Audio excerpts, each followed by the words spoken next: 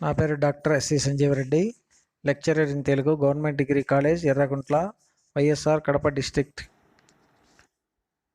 Degree second semester విద్యార్థులకు Telugu model question పేపర్ను ఈరోజు నేను అప్లోడ్ చేస్తున్నాను.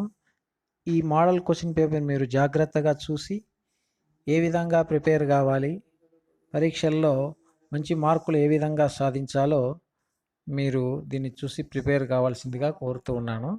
ఇక్కడ మనకు సెకండ్ సెమిస్టర్కు తెలుగు 75 మార్కులకు ఉంటుంది. 75 మార్కులకు మనకి 30 మార్కులు రావాలి పాస్ కావాలి అంటే.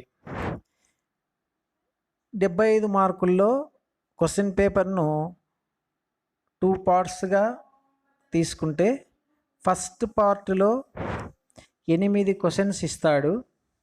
8 క్వశ్చన్స్లో 5 క్వశ్చన్లు రాయాలి. అంటే ప్రతి క్వశ్చన్కు 5 మార్కులు, మొత్తం 25 మార్కులకి షార్ట్ ఆన్సర్స్ రాయాల్సి ఉంటుంది. ఈ షార్ట్ ఆన్సర్స్లో 1, 2 ప్రశ్నలు 5 మార్కుల ప్రశ్నలు, ప్రాచీన పద్య భాగానికి సంబంధించిన ప్రశ్నలు. 1వ ప్రశ్న, 2వ ప్రశ్న. ముఖ్యంగా 1వ ప్రశ్నలో సాయుజ్యం పాఠంలో చిన్న ప్రశ్నలు రాయాల్సి ఉంటుంది. మనకు సాయుజ్యం పాఠంలో కొన్ని చిన్న ప్రశ్నలు ఉన్నాయి. ఇక్కడ సాయుజ్యం పాఠ్యభాగంలో సూర్యాస్తమయాన్ని వర్ణించండి అనేది ఒక ప్రశ్న. ఇంకా సాయుజ్యం పాఠ్యభాగంలో చంద్రోదయాన్ని దూర్జటి ఎలా వర్ణించాడు అది అడిగేదానికి అవకాశం ఉండేటువంటి ప్రశ్నలు. ఇంకా ఒకటి, పాము ఏనుగుల పూజ నిష్టను వివరించండి. ఈ 3 ప్రశ్నలు సాయుజ్యంలో చిన్న ప్రశ్నలకు అడిగే అవకాశం. ఇక 2వ క్వశ్చన్ 2వ పాఠంలో అడుగుతాడు. 2వ పాఠం మనకు సుభద్రా పరిణయం. సుభద్రా పరిణయంలో చిన్న ప్రశ్నలుగా అడిగేటువంటి ప్రశ్నలు గుర్తుపెట్టుకోండి.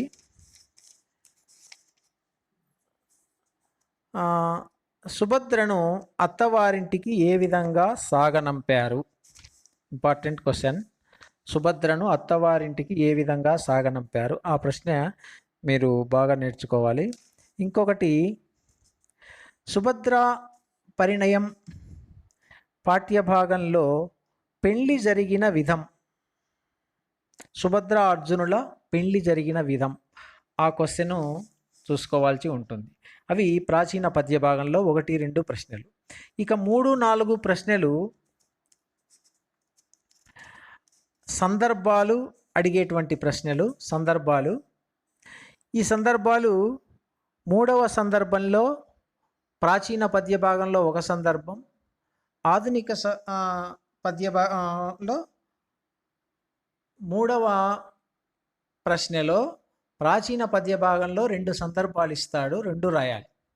ఆ 2 సందర్భాల్లో ఒకటి సుభద్రా పరిణయంలో ఇస్తాడు, ఇంకొకటి సాయుజ్యం పాఠంలో ఇస్తాడు.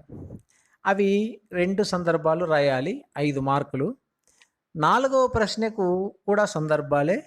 4వ ప్రశ్నలో ఆధునిక పద్య భాగం, ముఖ్యంగా పిరదౌసి లేఖలో ఒక సందర్భం రాయాల్సి ఉంటుంది, చెట్టు పాఠంలో ఒక సందర్భం రాయాల్సి ఉంటుంది. మొత్తం 4 సందర్భాలు రాయాలి. అవి 3వ ప్రశ్నలో 2 సందర్భాలు, 4వ ప్రశ్నలో 2 సందర్భాలు. ఈ సందర్భాలు కంపల్సరిగా రాయాల్సిన అవసరం లేదు. మనకిచ్చిన 8 ప్రశ్నల్లో 5 ప్రశ్నలు ఏవైనా రాయొచ్చు. ఆ 5 ప్రశ్నల్లో 2 సందర్భాలు రాయేస్తూ, 2 సందర్భాలు రాయకుండా ప్రశ్నలే రాయాలనుకుంటే ప్రశ్నలే రాసుకోవచ్చు. అక్కడికి 4 ప్రశ్నలు అయిపోయినాయి.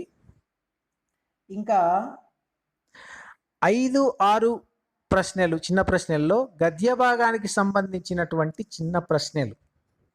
గద్య భాగం మనకి నమ్ముకున్న నేల అనేది ఒక లెసన్ ఉంది. అమ్మకు ఆదివారం లేదా అనేది ఒక లెసన్. నమ్ముకున్న నేలలో మనకి చిన్న ప్రశ్నలుగా చెప్పుకునేవి నమ్ముకున్న నేల కథలో వీరన్న పాత్ర, అది అడిగేదానికి అవకాశం ఉండేటువంటి క్వశ్చను. ఇంకొకటి నమ్ముకున్న నేల కథలో సుబ్బరాయుడి తెలివితేటలు వివరించండి అని కూడా అడిగేటువంటి క్వశ్చను, అది ఒకటి. ఇంకొక క్వశ్చను, రచయిత తన ఊర్లోకి వెళ్ళినప్పుడు గుర్తుకు వచ్చిన జ్ఞాపకాలను తెలియజేయండి. ఈ 3 ప్రశ్నలు నమ్ముకున్న నేలలో చిన్న ప్రశ్నలుగా అడిగేదానికి అవకాశం ఉండేటువంటి ప్రశ్నలు. ఇంకా తరువాత 6వ ప్రశ్న కింద గద్య భాగంలో అమ్మకు ఆదివారం లేదా అనే లెసన్లో ప్రశ్నలు అడుగుతాడు. ఆ లెసన్లో ముఖ్యంగా అమ్మకు ఆదివారం లేదా కథలోని స్త్రీ పాత్రలు అని అడగొచ్చు. ఒకటి గుర్తుపెట్టుకోండి, అమ్మకు ఆదివారం లేదా కథలోని నీతిని తెలియజేయండి. అదేవిధంగా అమ్మకు ఆదివారం లేదా కథలో వేణు పాత్రను తెలియజేయండి. ఆ 3 ప్రశ్నలు గుర్తుంచుకోవాల్సినటువంటి ప్రశ్నలు. ఇంకా 7, 8 ప్రశ్నలు చిన్న ప్రశ్నలు బతుకాట అనేటువంటి నవల్లో అడుగుతాడు. ఈ బ్రతుకాట నవలలో చిన్న ప్రశ్నలుగా అడిగేటువంటి ప్రశ్నలు మీరు కొన్ని గుర్తుపెట్టుకోవాలి. అవి ఇక్కడ మనకి కొన్ని ఎస్ఏల్లో కూడా చిన్న ప్రశ్నలు వస్తాయి. ముఖ్యంగా మీకు బతుకాట నవలలో గురువుల చరిత్ర రాయండి అని ఎస్ఏ ప్రశ్న ఉంది ఒకటి. ఈ ఎస్ఏ ప్రశ్నలో 5 మనం చిన్న ప్రశ్నలను కలిపి ఎస్ఏగా రాసుకుంటాం. ఈ 5 ప్రశ్నలు 5 ఎస్ఏలు అన్నాపు పటేరావు, అన్నాపు తుక్కోజీరావు, సిద్ధోజీ, వెంకోజీ, కోటోజీ, ఈ 5 పాత్రలు కలిపితే మనకు గురువుల చరిత్ర ఎస్ఏ వస్తుంది. ఈ గురువుల చరిత్ర ఎస్ఏలోని ఈ 5 సపరేట్గా 5 చిన్న ప్రశ్నలకు అడిగేదానికి అవకాశాలు ఉన్నాయి. ఇది మీరు బాగా గుర్తుపెట్టుకొని చదవాలి. ఇంకా అంతేకాకుండా కోటప్ప బాలమ్మ వృత్తాంతం చిన్న ప్రశ్నకు అడిగేదానికి అవకాశం ఉండేటువంటి ప్రశ్న. ముఖ్యంగా ఇంకొకటి కుప్పం నాటక ప్రదర్శన అనేది ఒకటి. ఇది కూడా మీరు చిన్న ప్రశ్నకు తరువుగా చూసుకోవాలి. అది చిన్న ప్రశ్నలు. ఏది 7, 8 ప్రశ్నలు కేవలం బ్రతుకాట నాటక నవలకు సంబంధించినటువంటి ప్రశ్నలు. ఇక ఎస్ఏ ప్రశ్నలు తీసుకుంటే ఎస్ఏ ప్రశ్నల్లో మొత్తం 10 ప్రశ్నలు ఇస్తాడు. 10 ప్రశ్నల్లో 5 ప్రశ్నలు రాయాల్సి వస్తుంది. ప్రతి ప్రశ్నకు 10 మార్కులు ఉంటాయి. ముఖ్యంగా 9, 10 ప్రశ్నలు తీసుకుంటే ఎస్ఏలో 2 పద్యాలు ఇస్తాడు. 2 పద్యాలకు ప్రతిపదార్థ తాత్పర్యాలు రాయాలి. ముఖ్యంగా కవి పరిచయంతో సహా ప్రతిపదార్థ తాత్పర్యాలు రాయాలి. అది 9వ ప్రశ్నకు మనకు సాహిత్యం పాఠంలో కొన్ని పద్యాలు అడిగేదానికి అవకాశం. సాహిత్యం పాఠంలో 1 పద్యము, సుభద్రాపరిణయంలో 1 పద్యము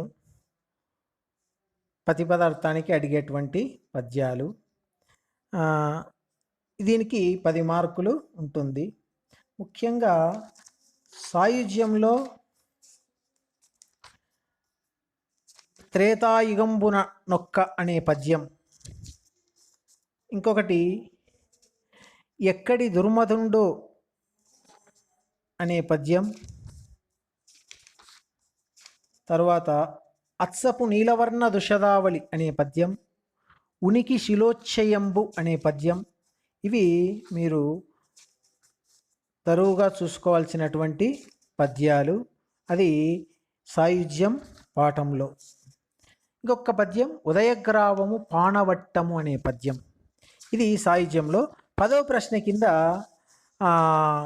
సుభద్రాపరిణయంలో పద్యాలు ఉంటాయి. మీరు సుభద్రాపరిణయంలో పద్యమైనా రాయవచ్చు, సాయుజ్యం పాఠంలో పద్యమైనా రాయవచ్చు. ఏదో ఒక పద్యాన్ని మనం తీసుకోవచ్చు. ఇక్కడ సుభద్రాపరిణయంలో చక్కెర వింటి రాజు అనేటువంటిది ఒక పద్యం ఇంపార్టెంట్. ఇంకా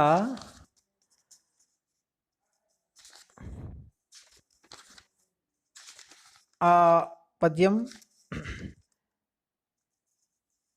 కలరకో ఎవ్వరైనా అనేది ఒక పద్యం.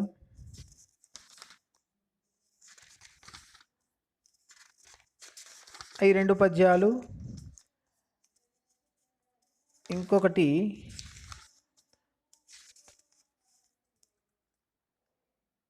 వియ్యపురాల వైతి గదవే ఇంపు అనే పద్యం కూడా చూసుకోవాలి. ఇవి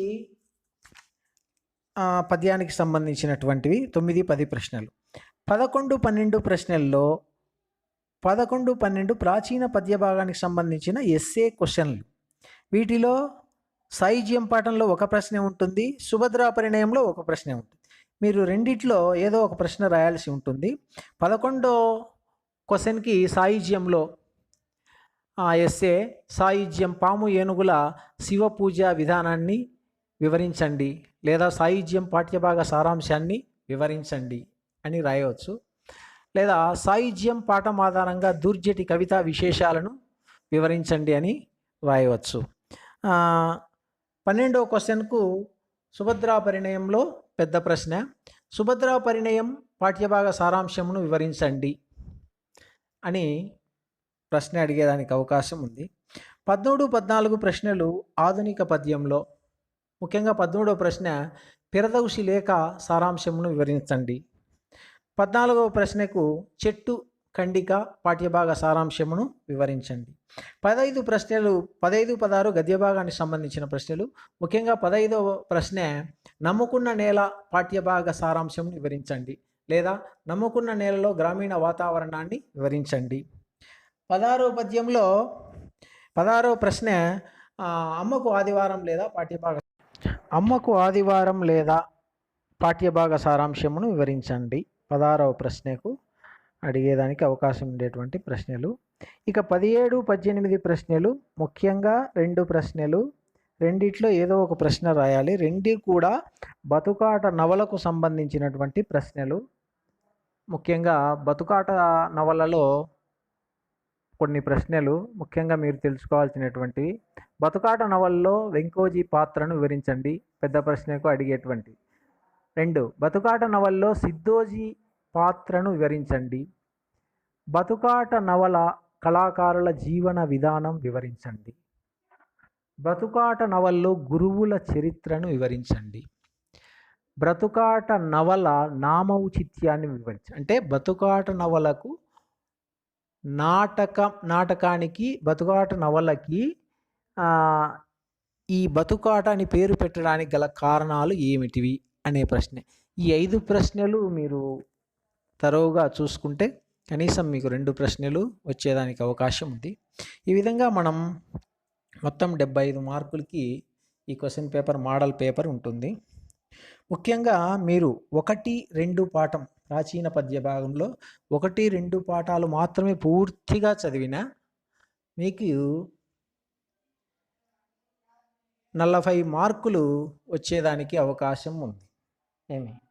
క్వశ్చన్స్కి 10, పద్యానికి 10, 20, చిన్న ప్రశ్నలకు 2, 10, 30, ఒక 5 మార్కులు సందర్భాలు, 35 మార్కులు కేవలం ఒక 2 లెసన్స్ ప్రాచీన పద్య భాగానికి సంబంధించి అవి పూర్తిగా చదివి మిగతావి కొద్దిగా చదివినా కూడా మనకి పూర్తి మార్కులు 75, 70 మార్కులు వచ్చేదానికి అవకాశం ఉంది. ఈ విధంగా మోడల్ పేపర్ను మీరు విభజించుకొని మనకు అవసరం ఉండే ప్రశ్నలు చదవాలని నేను కోరుకుంటున్నాను.